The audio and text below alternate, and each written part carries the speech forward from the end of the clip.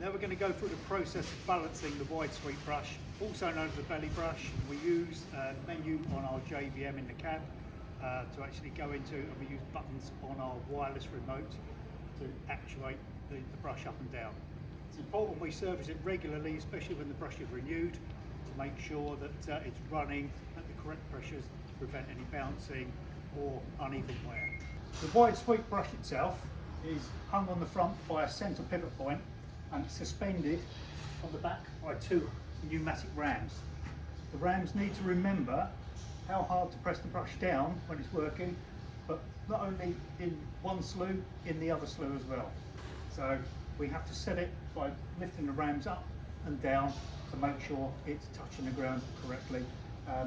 What we look for on the end of the brush is the displacement in the bristles when it touches the ground of about 3 inches, 75 millimeters. And that shows where the brushes touch the ground and then flick, and it should leave us a mark on the ground. So when we're done, there should be an X mark on the ground that we can actually check the brush is running straight and level. Once the JVM's booted up, we go into our F3 menu, and then we go into our wide sweep menu number 10. The truck will tell us it wants to start the donkey engine or the auxiliary engine by showing us auxiliary and the start button. So we'll do that now.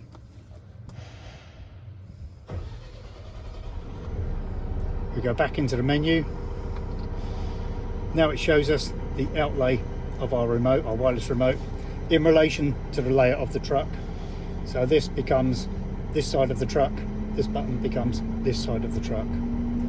What we need to do is set the brush when it's slewed to the left, or this side, and also when it's slewed to the other side as well.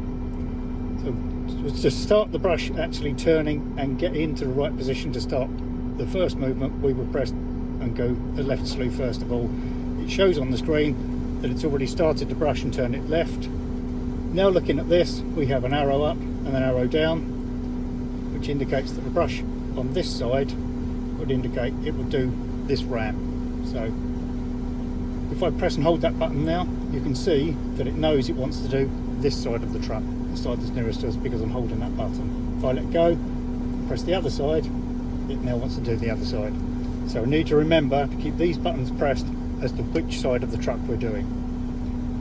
When we hold the button to denote which side of the truck we're doing, this button is now our up button, this is our down button. So if I press this one, it will lift the ram up. If I press that one by holding this button, it brings the ram down. So we're on this side of the vehicle. Remember to press and hold our F1 button.